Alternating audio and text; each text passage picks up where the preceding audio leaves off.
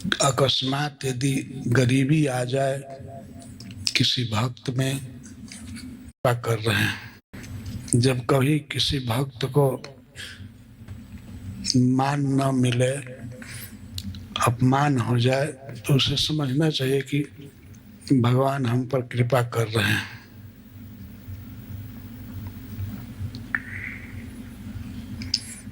अकस्मात यदि गरीबी आ जाए किसी भक्त में, तो वह कृपा है भगवान की।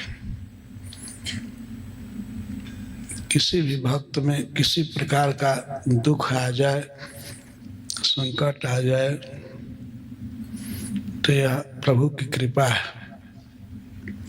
घबराना नहीं चाहिए।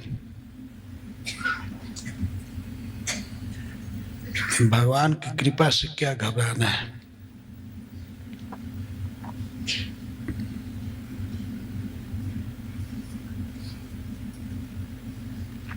श्री प्रहलाद महाराज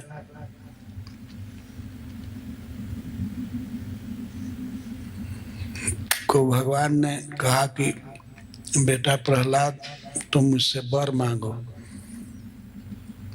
मैं तुम पर बहुत प्रसन्न हूं। तो श्री प्रहलाद महाराज ने कह दिया भगवान से, आप हमारे मन से कुछ मांगने की इच्छा ही निकाल दीजिए, कुछ भी हमारी कामना ना हो हमारे मन में। फिर भी भगवान कह रहे थे कि नहीं, कुछ तो मांगो। तब प्रहलाद के मन में ये शंका हो गई कि अवश्य मांगने की कोई इच्छा हमारे हृदय में छिपी हुई है जिसको मैं नहीं जान रहा। अगर इच्छा नहीं होती तो भगवान क्यों बार बार कहते कि मांगो मांगो। तो उन्होंने बड़े ध्यान से अपने हृदय पर विचार किया,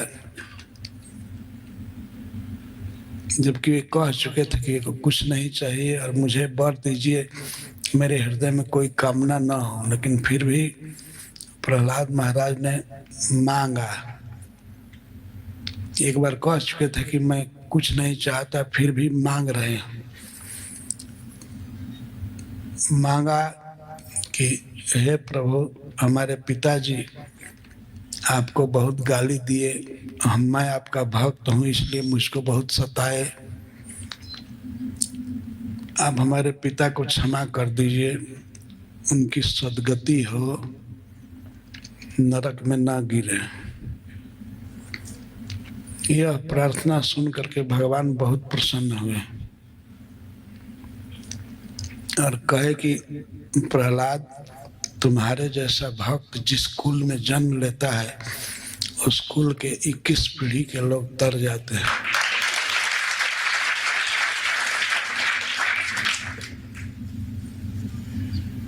नाना के 7 कुल और पिता के 7 कुल और कई प्रकार से, और नानी के 7 कुल, सब तर जाते हैं।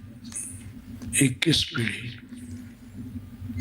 तुम तो दूसरी पीढ़ी में ही हो, तुम्हारे पिताजी तुमसे भी पहले हैं, तो वो तर गए हैं, हमारे धाम में जाएंगे, चिंता मत करो।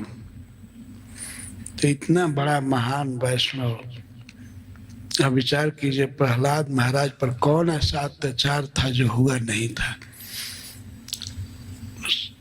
आग में जलाया गया था, पर्वत से पटका गया था, बड़े भारी भारी पर्वत उनके ऊपर डाले गए थे, बड़े बड़े हाथी से कुचलवाया गया था, शूल से खोभा गया, मारा गया। पर फिर भी प्रहलाद इतने दयालु हैं कि अपने पिता के अपराध को याद नहीं किए, उल्टे प्रार्थना कर रहे हैं भगवान से उनके सद्गति के विषय में। तो यही स्वभाव होना चाहिए भक्तों का, अपने सामने आदर्श रखना चाहिए। हम कैसा बनेंगे, हमें प्रहलाद जैसा बनना चाहिए। कोई कितना भी अपना अनिष्ट किया है, कोई अनिष्ट वास्तव में कर नहीं सकता, कोई किसी का नुकसान नहीं कर सकता। नुकसान होता है अपने कर्म से, किसी के नुकसान करने से कोई नुकसान नहीं होता है। अगर हम कर्म किए हैं खराब तो कर्म का फल आएगा। वह भी श्री भगवान की दया है कि कर्म फल दे करके हमको शुद्ध करते हैं।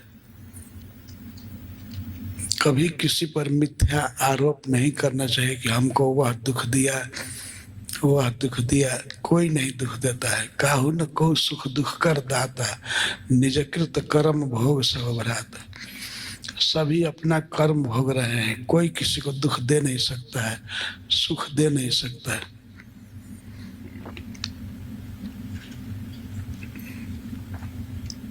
और जिस परिस्थिति में है संतोष करना चाहिए।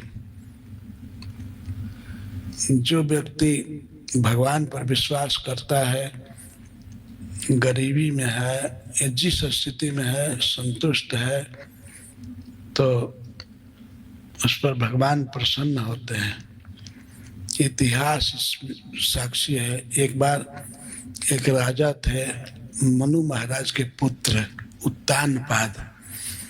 उनकी 2 रानियां थीं, सुनीति और सुरुचि। छोटी का नाम सुरुचि था, तो वो राजा की बहुत प्यारी पत्नी थी। राजा का प्यार प्राप्त होने से और राज सुख प्राप्त होने से वह अभिमान में रहती थी। और बड़ी रानी जो थी वो भगवान पर विश्वास करती थी, भगवान का भक्त थी, हमेशा भगवान का जप करती थी।